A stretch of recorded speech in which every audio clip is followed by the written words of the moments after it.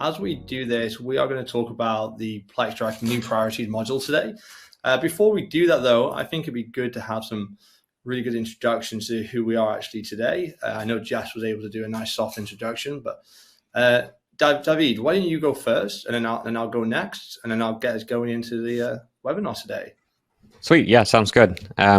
Thanks, everyone, for joining. So my name is Dahvid Schloss. I'm the Director for Offensive Security at Echelon, as Jess and David both mentioned. I like to jokingly describe my job as the emulated mob boss of a group of emulated criminals, right? I don't get to do the fun hacking and breaking into things anymore, but I come from a background doing this for real. So it is quite a fun job, especially within the commercial and consulting markets. But yeah, that's me in a quick nutshell. I'm the guy with the crazy hair. So let me pass it over to you to do a little quick introduction as well. Yeah, thank you, David. Appreciate it. Yeah, appreciate you having yourself on today. So my name is David Rushton. I'm the sales engineer here at PlexTrac. I normally cover the EMEA region. Really excited to walk you through the priorities PlexTrac module. My experience in cybersecurity had really been in that proactive security side. It's been that pen testing, that vulnerability management, that attack service, and even a little bit of toe dipping into the threat intelligence world and scraping the good old dark web that we love so much, I can imagine, right? David, you're nodding your head there. I'm sure you've had some wonderful experiences with it.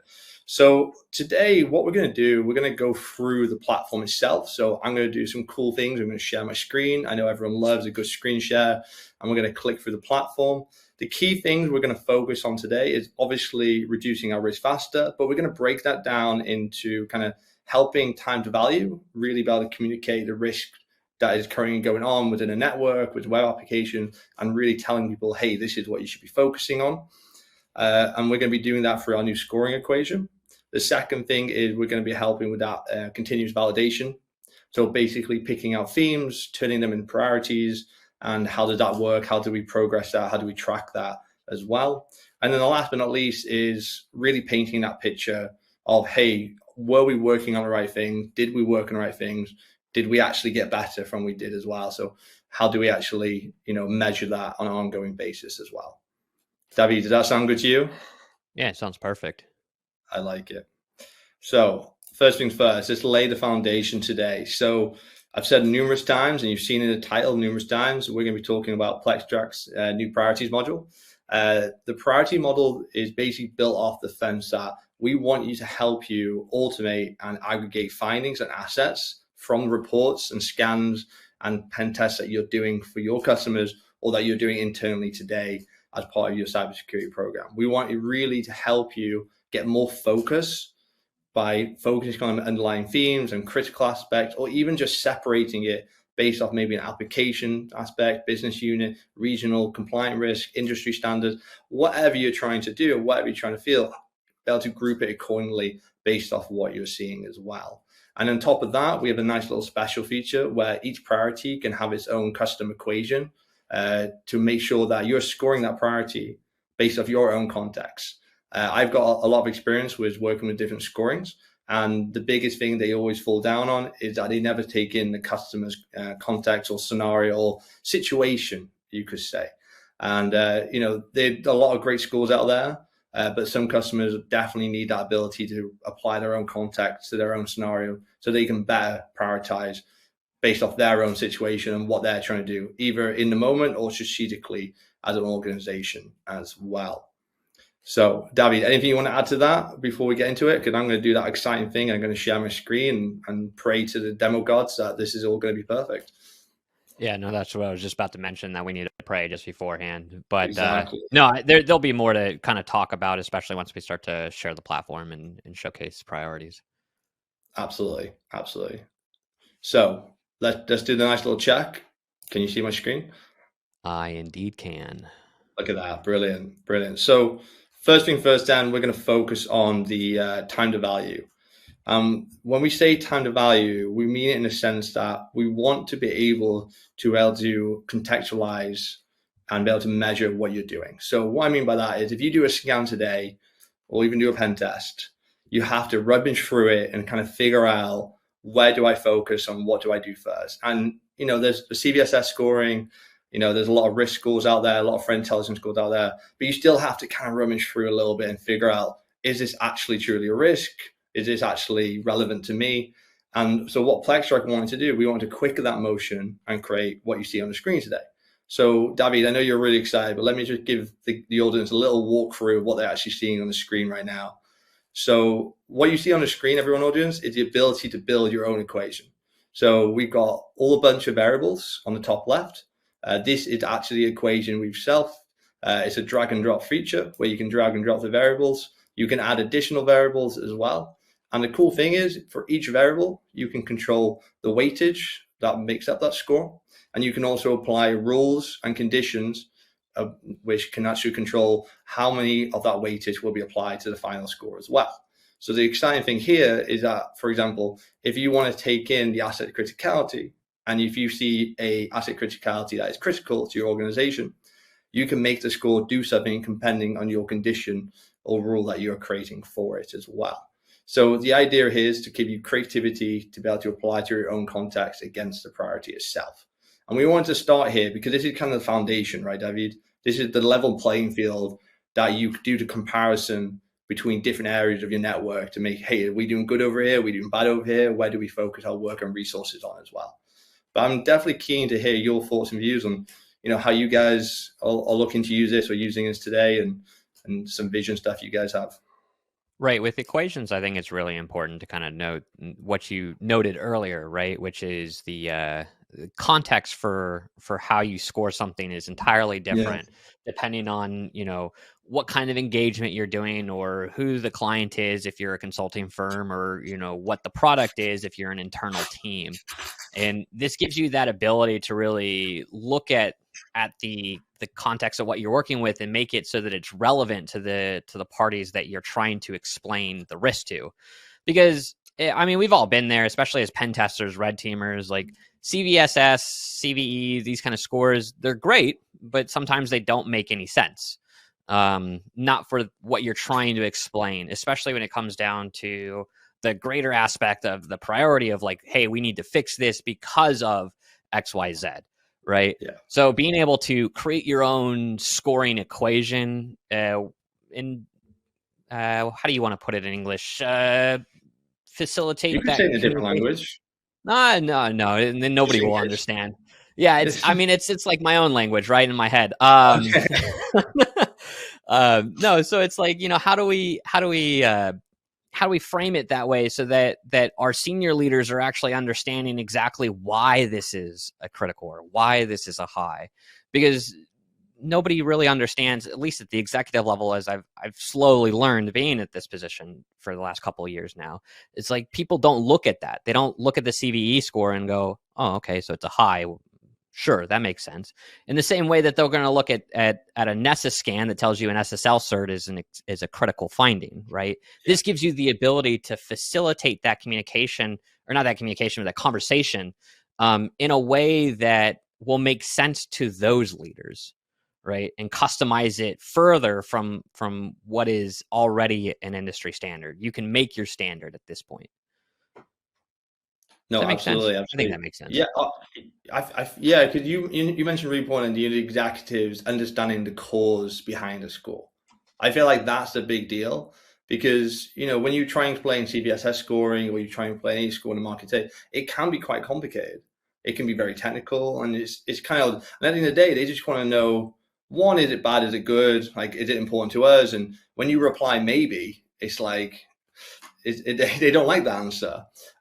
So I feel like what do you reckon executives care about then from a scoring metrics? Like, they obviously like a score. I've met many executives who love a good little quantified score that tells them if it's a thumbs up or thumbs down scenario because of that. Well, because they're so time consumed, aren't they? Right. And they've got a million other things to think about, and you just got to communicate the best you can. So what do you think an executive would care about from an equation standpoint?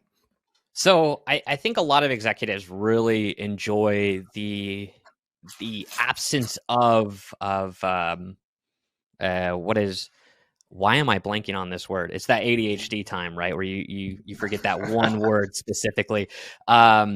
Essentially your own opinion, right? They don't want an opinion of, is it a bad is it bad for X, Y, Z, right? They want to know, why is it bad? What is the exact reasoning here, right? So by providing your score equation to an executive, being like, all right, hey, based on the finding severity from CVSS and the likelihood and impact of whether it can be exploited and what is the actual exploit, right? Taking away that bias, right, or that opinion, and starting to back it with fact, that's really going to force into their mind, like, okay, this is important because there are other factors being played into the finding or the score that you're coming up with, right? I think the biggest issue from most scoring systems, right, is a lot of it is backed by bias of the individual, right? And we're all technical people, and we're very, very good at understanding the technicality of the risk,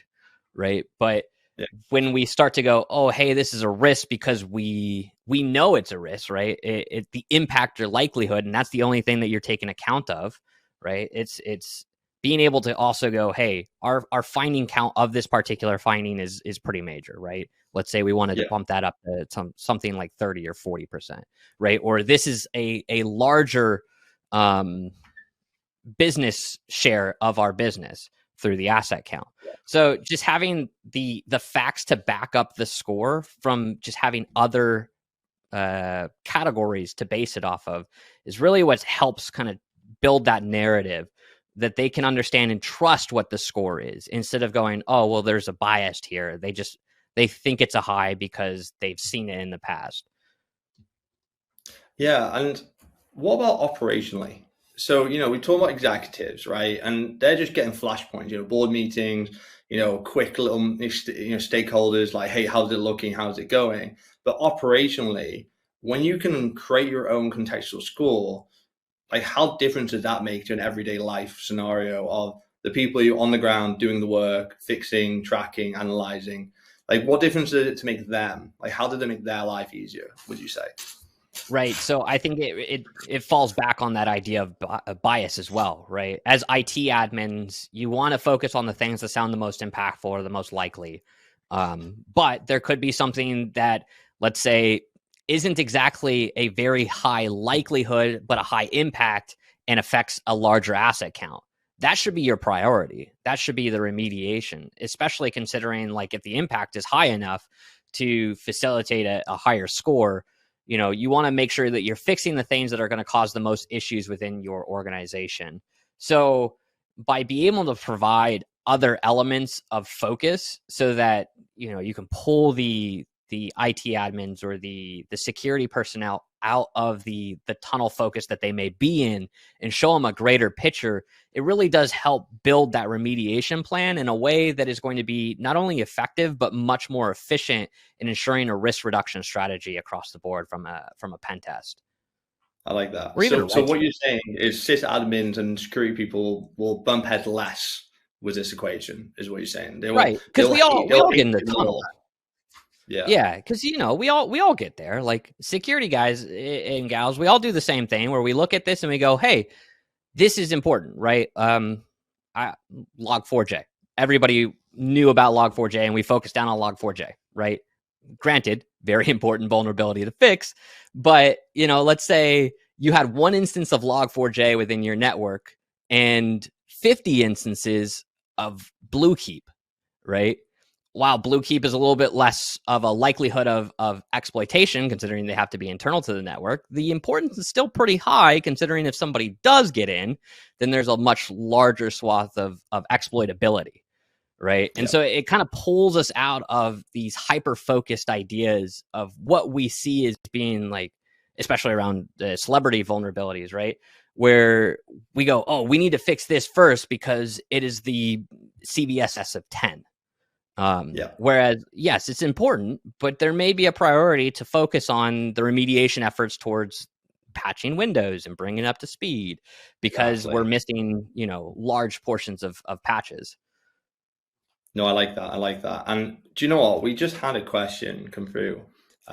Paul asked it, to what extent are the filters in the priorities module adjustable by user to reflect very fine-grained organization priorities? And I kind of like that question because in my head, organizations start the year going, these are the things we're going to focus on, right? And some of them, you say that was smiling like it never actually happens, because Right, yeah. we get distracted, don't we? But that, like, you should be focused on and fine-grain things. So you can adapt this equation in a way that can help impact and prioritize them lower ones as well. And priorities labels you to kind of group them finding and group them assets from your reports, from your scannings, from your pen tests. And then you can also have custom equations based on that specific priority as well. There's a way to actually subcurrent this equation, not just across it, but you could have different equations for different scenarios as well. So I'm keen to, what's your opinion on that, David? You know, for that, would it make sense to have different equations for different scenarios in your company? Oh, 100%. And I think that's something that is that could be taken into account greater on the platform as well, is the usage of like asset tags, right? Categorizing your assets as like a high priority, medium priority, low priority, or however you want to put it, right? And that can really help communicate how that finding is going to be rated, especially considering like something that may be pretty, I wouldn't say minor, but we'll call it like a medium impact, right? To a high priority asset should score and should be scored higher. Yeah. Especially considering like we all know that business critical assets are going to be the most protected within an environment.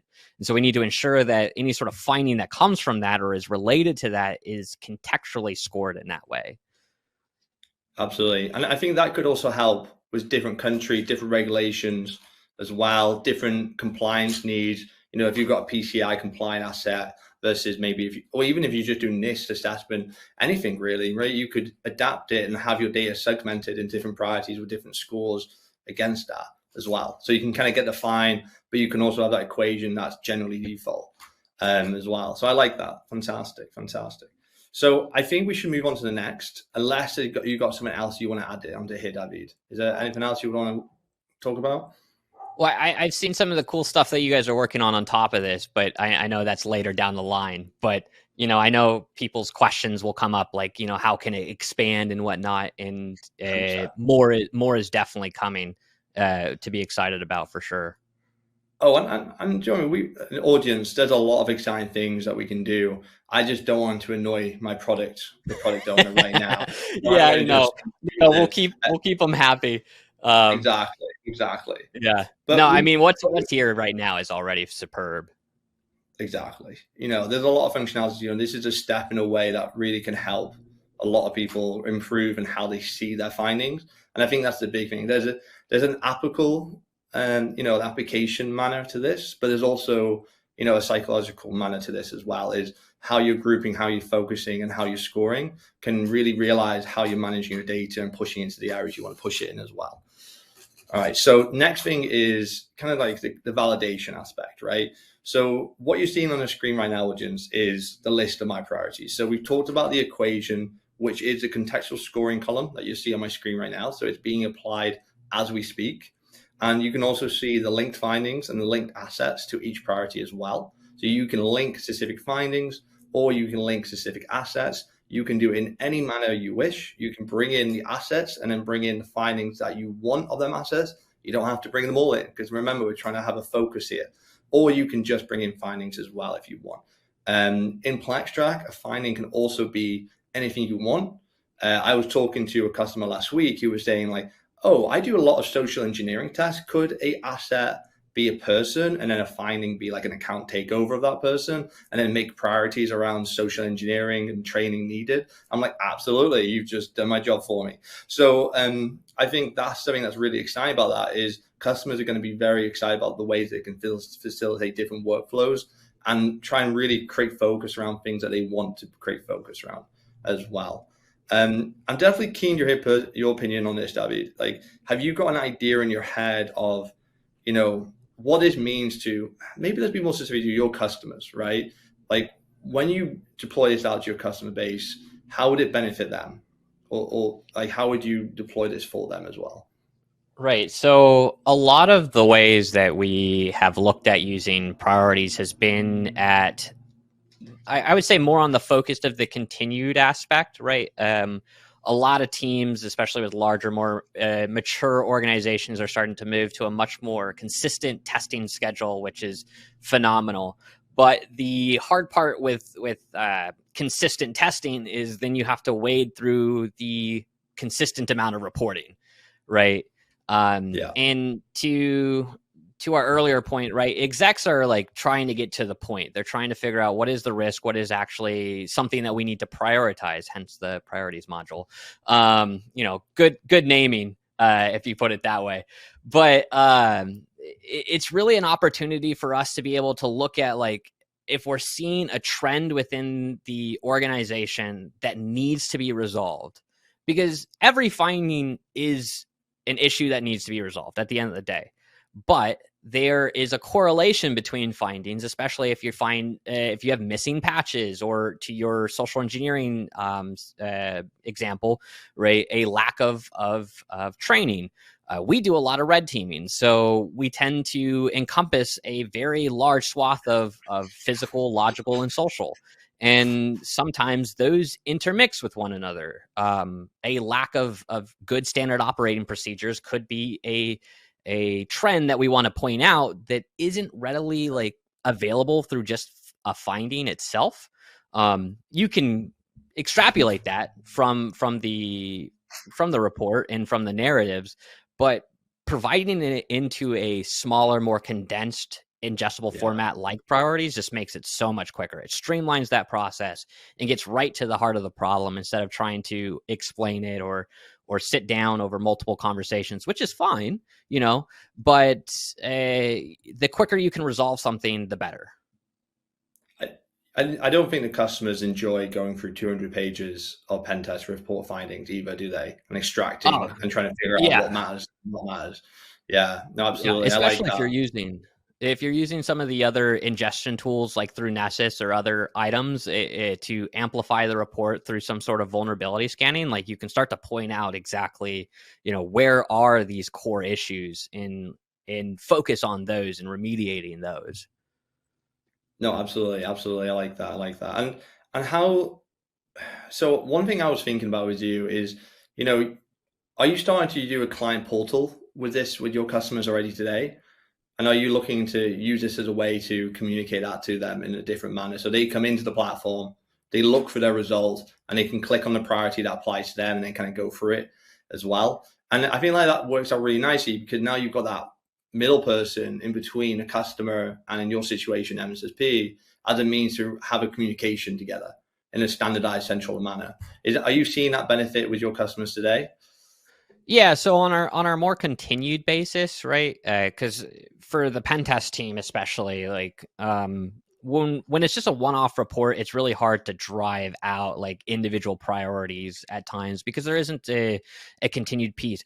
But that doesn't mean that there can't be priorities in that case, right? Especially if it can lead into a better remediation plan. Because one of the hardest things about pen testing is you get a bunch of offensive security nerds like myself, and we look at this and we go, okay, here are the issues at hand, right? But we're not able to sufficiently communicate at times what needs to be a priority to be fixed, right? And so utilizing other experts within our field, especially here at Echelon, like, we use our defensive engineering team pretty extensively within our engagements. They're able to come in and look at it and go, hey, like, these are grouped. We could definitely group these together. Let's showcase that, right? On the continued basis, it's a lot easier because the clients are a little bit more involved inside the application as a whole, because it is being consistently updated. But yeah, this is something that we've started to strive towards, to work into, at least as a base part of the offering, to where we can showcase, like, all right, here's how we build a remediation plan. Here's what we need to prioritize for you guys. And the priorities module does a really good job at just making it so that I don't have to write a whole plan. I can just pull it from what's already built. Exactly right. You build it once, use it multiple times. Right. Do you know what I liked about what you said, Dan? You were kind of starting saying, like, when you do a pen test, you start to notice themes. Like, I think that's something I always notice myself. And sometimes the customer, or if it was internal, would come to me and go, I know you did it, and I know you've got my little, PDF, and it's great. I love it. But, how do we do? Like, is there things we should focus on? And I would always say, like, yeah, you've got some client-side servers. I see some old packages. I did a couple of cross-site scripting on you. I'd recommend doing this and this and this. And I would say it very casually, and maybe it would be in there in a security recommendation. But what you're saying is that stuff would become a priority, which can now be measured and have a plan of action against it. And the relevant findings can be continuously linked to it as well. Is that correct? Oh, 1,000%. I mean, I like to use the example of Eternal Blue or Blue Keep, because these tend to always show up no matter how often or how far away we've gone away from their initial release. But like in a pen test, like we're not going to exploit every host that has Eternal Blue available to it, right? Yeah. Per se. Just because there's not enough time, and really it's not going to result in meaningful next step, though we might identify it. And I think a really nice thing here is especially within PlexTrac and the simplification of reporting, it allows us to take all of those and go, hey, like we saw Eternal Blue probably vulnerable on half the hosts, right? Let's create a priority out of it and create like a patch management program from that, right? Find out why this is a finding across multiple assets, right? Create a priority. That priority leads to some new standard operating procedure or some new policy within the organization, which then leads to better maturity within the organization. And then, next thing you know, next year you're doing a red team because you're 10 times better off than what you were the previous year, right? So this really helps simplify, but also amplify the speed in which you're able to remediate, because now you're focusing on what is actually the root of the problem. The root of the problem isn't Eternal Blue, right? The root of the problem is patch management is not working properly. And so you can showcase that here. No, I like that. And what I think that you just said was really nice, and is that a lot of times the findings themselves is just it's just a part of the problem. It's a result of the problem that you already have, right? And you need to find a way to figure out what them themes are, to figure out what actually needs to be fixed. Like you said, Eternal Blue is not the main issue. There's actually a bigger issue at hand. How can we identify that to really reduce that risk overall as well? And how can we measure that over time to reduce it? Like, it's one of the things, if an executive saw that you only have 4 priorities, maybe they'll be happy, or maybe they don't think you're doing your job. It's one of them things you want to approach it, right? But is that the thought process you're kind of going out there? Right, yeah. I mean, it makes it more manageable, right? A pen test report with hundreds of findings. Well, I don't have many pen test reports where, unless they're really long, you get hundreds of findings. But, you get 15, 20 findings. That looks like a ton of issues, really. But the root of the problem is maybe 1 or 2 items. And so this is the streamline to the executives in a way that is manageable, so that they can look at this and go, oh, hey, now we have a plan on moving forward. And then the next year, you're not seeing the exact same issues pop up in just different regions, right? Now it's the actual root of the issue is resolved. Yeah, 100%. Like, you're in control, right? I think that's the biggest thing as well. Exactly.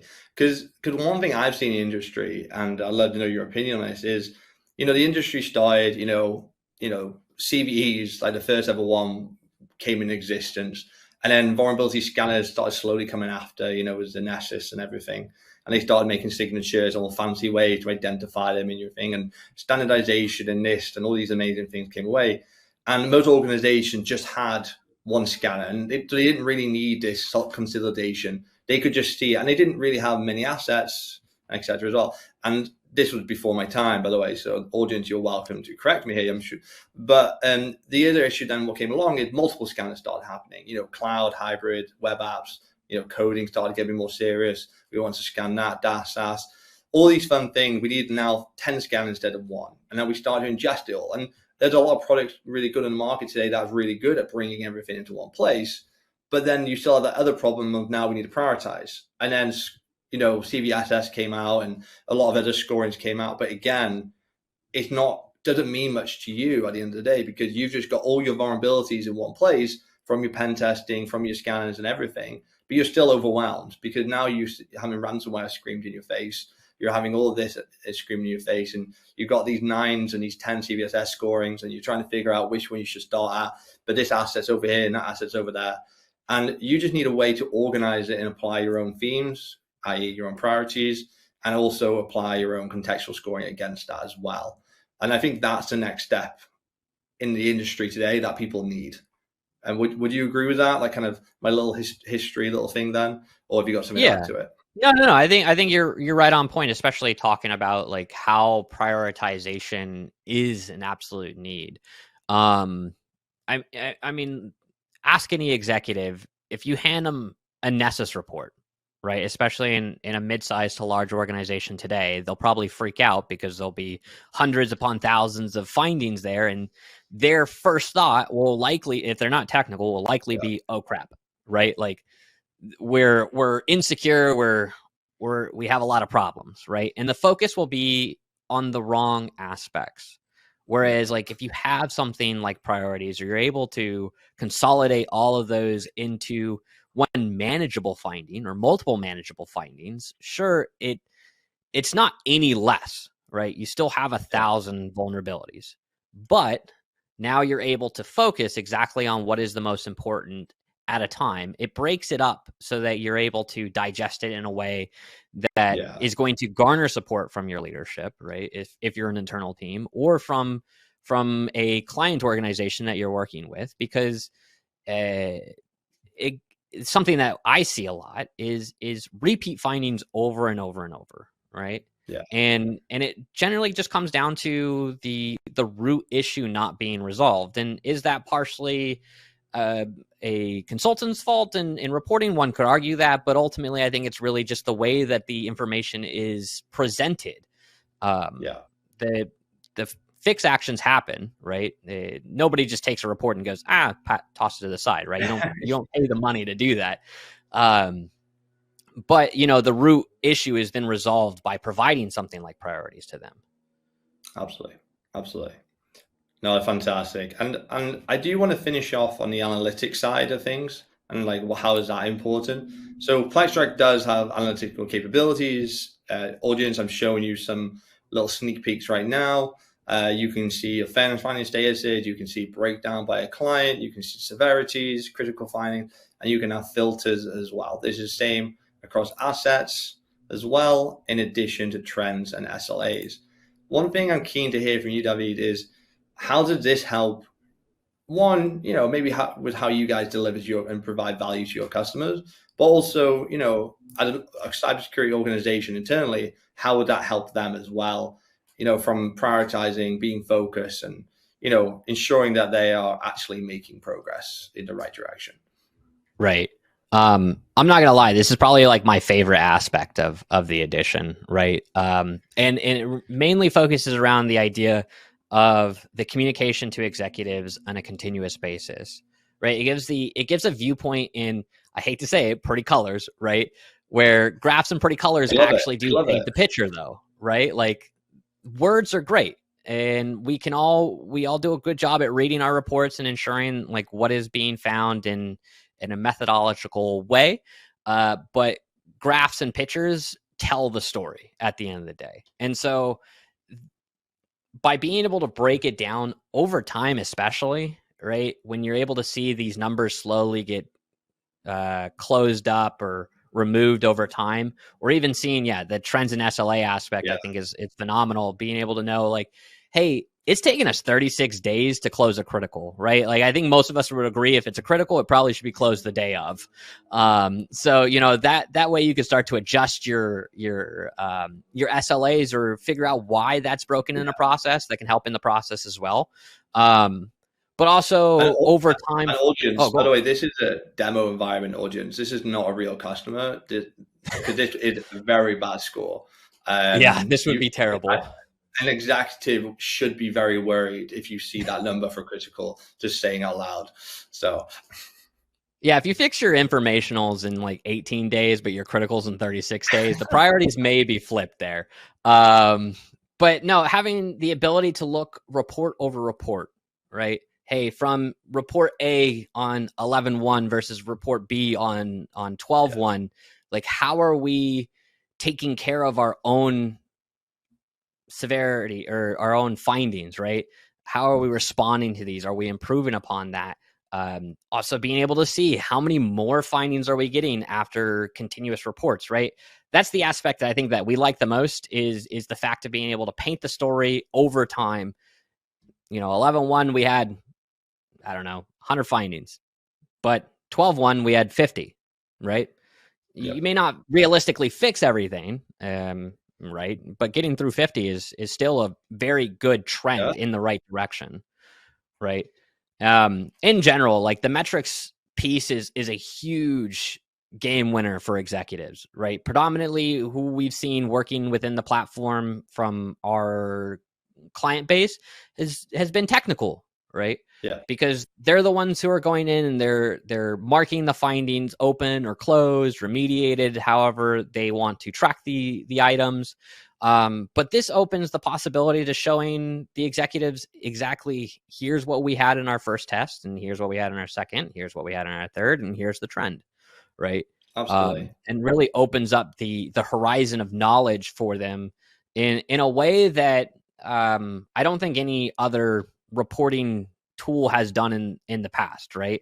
Not like in a pen test perspective, right? There are plenty out there for vuln scanning, but vulnerability management is only a small aspect of the whole tool and the whole security maturity.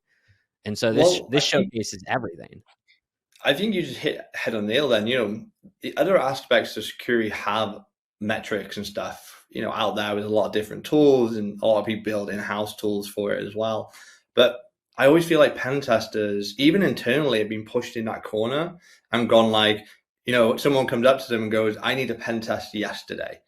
And I feel like that's the life of a pen test, both internally and sometimes, in your situation, who provides services, for customers as well, is you're just focusing on getting them out and getting them done. Maybe your company's got a requirement to, get a pen test done every single year on every single asset within a certain, region. And that's the pressure you have. But, at the end of the day, you need to show your worth. You need to show how you're delivering value, either as your situation to a customer, or either internally, to your line managers, to your organization in general. Like, hey, I've done all these tasks. This is what I measured. This is what's been fixed. This is what I'm helping you guys have focus on with the analytics, with priorities as well. And that really shows your value and how much improvement you can make. Because right now you're probably making a lot of value for your organization. You're doing it, and you're not even doing it without realizing. And the issue is the company might not even know that the benefit you bring to an organization is. You want them to know, you want them to realize the benefit you all have as well. And I think that's what people like really appreciate. Would you agree with that? Yeah. I mean, it's no hidden fact that cybersecurity has a major dictionary problem, right? We all call things different things at the end of the day, and that's ultimately because like a lot of the tools that are available for, say, vulnerability scanning are widely available, right? And they paint a picture that is very well known and understood, right? Where for pen testing or red teaming, that really hasn't existed. And having the ability to paint that picture now solves a lot of our dictionary problem, because now we're including individuals like the executive staffs or the leadership staffs in the conversation so that they can see exactly what is the trend going on from pen test to pen test. I'm assuming most people aren't doing like back-to-back red teams, though one would hope. I'll be impressed if they are. Yeah, I mean, if they are, that'd be perfect, right? That's the goal at the end of the day. But this does bridge that gap. It finally starts to facilitate the communication to the leadership so that we can start to break down those walls of this communication problem, because a lot of people do still believe that a vuln scan is a pen test when we all know it's not. And it really comes down to what is the tools and the assets that they're ingesting. And now this is going to open up that viewpoint and saying, hey, here's a pen test. Here's what our actual results are. Right. And they can see that over time, which is going to be phenomenal. 100%. Yeah. And I really like that is, at the pen test, you've got to show the value and stuff. And I feel like it's a powerful story that you can paint, and it's one that you should be painting as well. So, all right. So Dahvid, I have just stopped sharing. Can you no longer see my screen? Can you see the slides and everything? Yeah, you can go and look at your email now. It's fine. Fantastic. Appreciate that. All right, Instagram. No, I'm joking. So, guys, I really appreciate today. So, we are going to go to QA in a second, but before I do that, I do want to encourage you guys to book a demo. You're more than welcome to sign up on plextrac.com/demo. Sign up. You might even get me, depending where you are in the world. If you want to personally request me, I'm more than happy for you to do so. I'd love to have a conversation with you guys and see how priorities can help you, reduce your risk and prioritize high impact findings within your environment. So, Jess, I will finish off and hand it to you to kind of do some QAing. Guys, you have been keeping me in stitches this whole time. That was so much fun. What a great chat. I love some really, besides being a lot of fun, some really great points. And I think delivered with, as you said, pretty colors, Dahvid, which is always very nice. But I think, hitting on that cross section between psychology and technology is really interesting. And a lot of these more human stress problems is a really cool thing that you guys are addressing. I also really appreciate you've been taking a lot of our questions as we go. You've been asking and answering them. So we do still have a lot left, and we're going to dig into some audience questions right now. Are you guys ready for that? I think so. Let's try. See what happens. Bring it on is what I'm hearing. Okay, great. Well, I want to start with this one here. We did get a couple of questions in about possible limitations. So, and I know you mentioned hybrid cloud was one of the things you were talking about earlier, David. So I just want to make sure there's no limitations in terms of different IT environments across, hybrid. But also, I'd like to address another limitation that came up from a few folks around ease of use. So if you have a smaller team, or if you have a smaller technical team, so if you need less technical people being involved in this process, wondering if you could address kind of those potential limitations that an organization might be facing, David. No, I like that. So let's start with the hybrid one, right? I think that's a really important question. And Dahvid, I'd love for you to chime in here because hybrid is the new way, right? Every environment has some level of hybrid, and sometimes it's multiple hybrids on one on-prem environment as well, and how you link them up is so important. And the security to them is super valuable as well in how you're connecting up and why you connect up. So PlexTrac gives you the ability to not just create priorities, but the initial phase.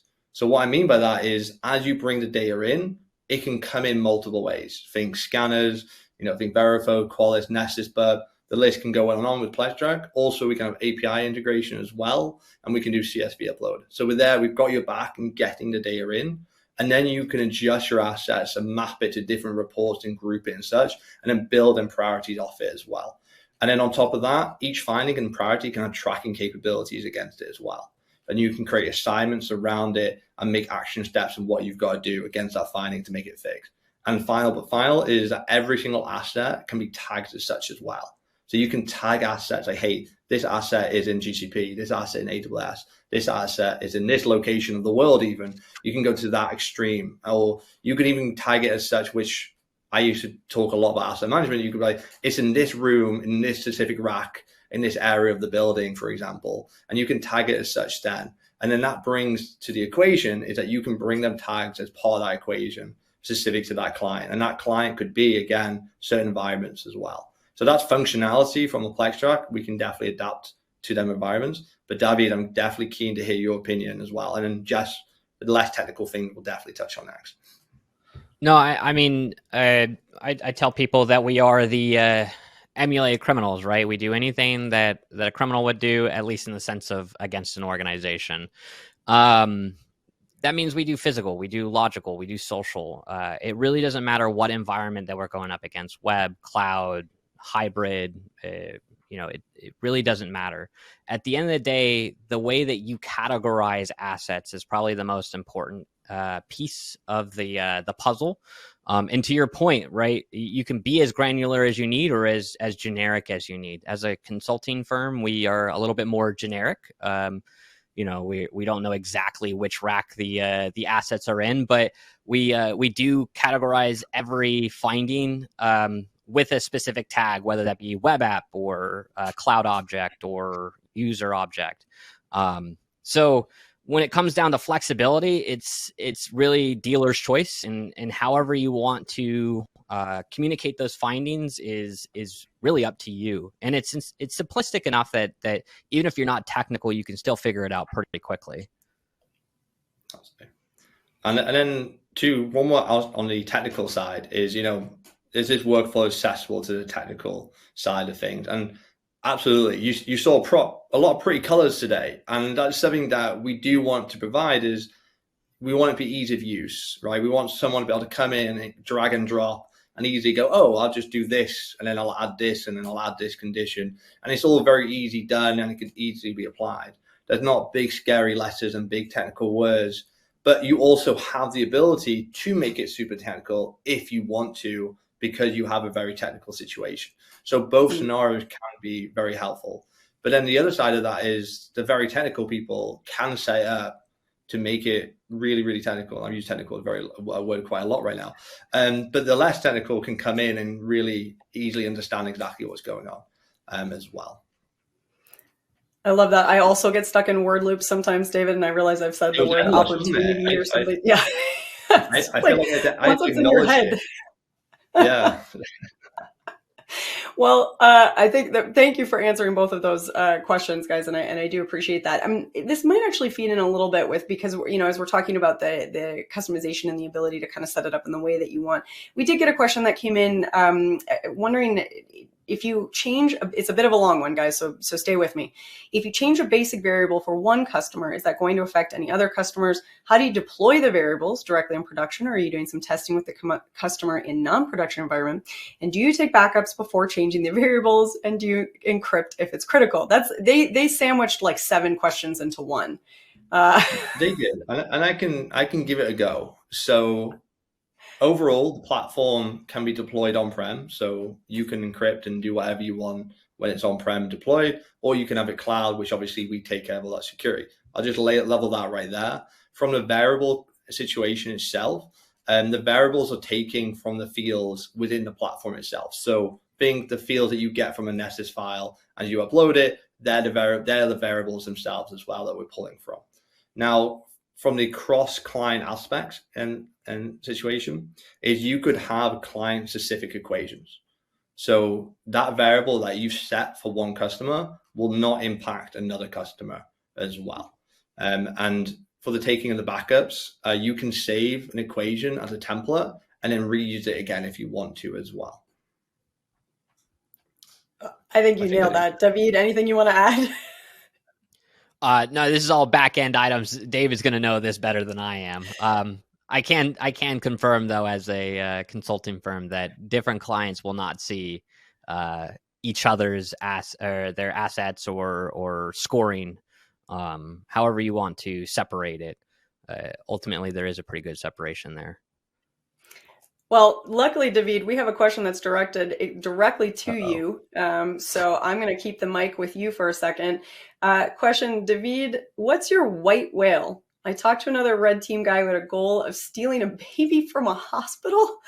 Okay, with appropriate permissions and with the intent of returning the baby. Good, excellent. Yes, good. He wants to show the technical vulnerability of the hospital's birthing department. Do you have a white whale? Please don't admit to anything that we're all going to have to deny later. No, I mean, that's a great question, though. Like for us red teamers, we are very ingrained in like what we want to do. Thankfully, I've had a lot of great opportunities and where I've kind of accomplished all of my criminal actions, right? Legally, of course. I really wanted to rob a bank because who doesn't? That sounds really cool. So I got the opportunity to do that at one point. We succeeded. It was a good time.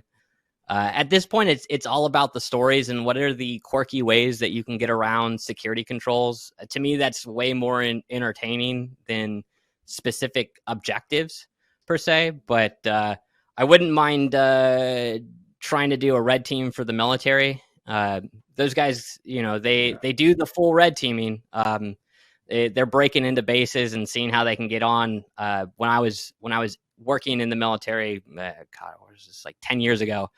They did one on the base that I was at. They printed "Your base belongs to us" to the wing commander about 1,000 times on his printer, so much so that I got in trouble because I was working IT at the time. So I would like to be on the other end of that, but that's a pipe dream for sure.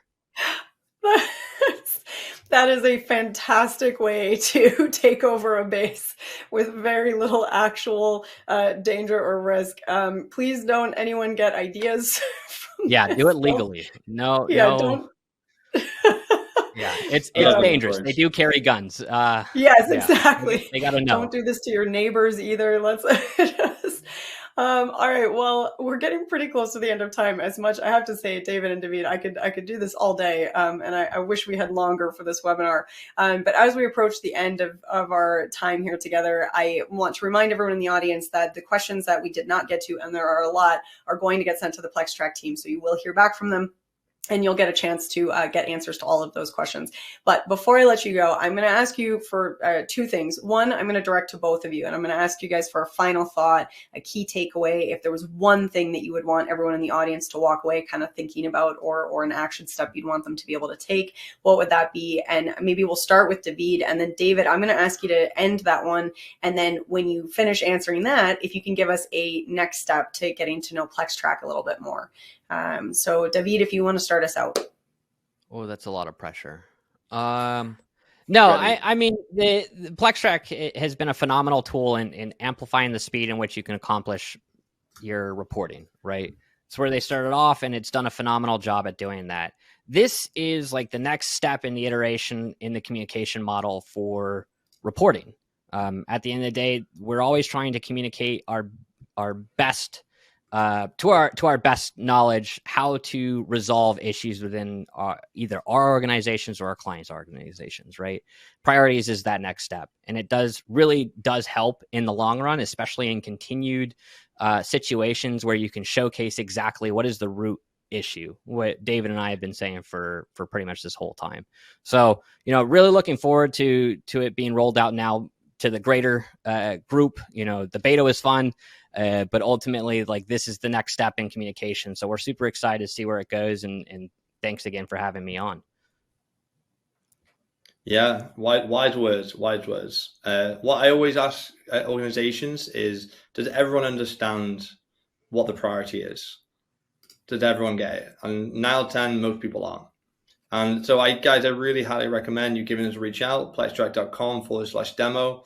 Like I said, you might even get me to do the demo for you, and we can have a nice conversation as well. I always like it when someone says, I watched your webinar, that's why I'm here. And I like that. I always give an extra special demo for them people. So yeah, thank you for your time. I really appreciate it. I like that, a little extra razzle dazzle if they've seen you in a webinar. Well, David and Dahvid, thank you both for bringing the razzle dazzle today. This has been an absolute blast. I loved the demo. I loved the conversation. I hope that we get to have you both on again soon, because there's clearly lots more to talk about. But thank you both very much for your time here today.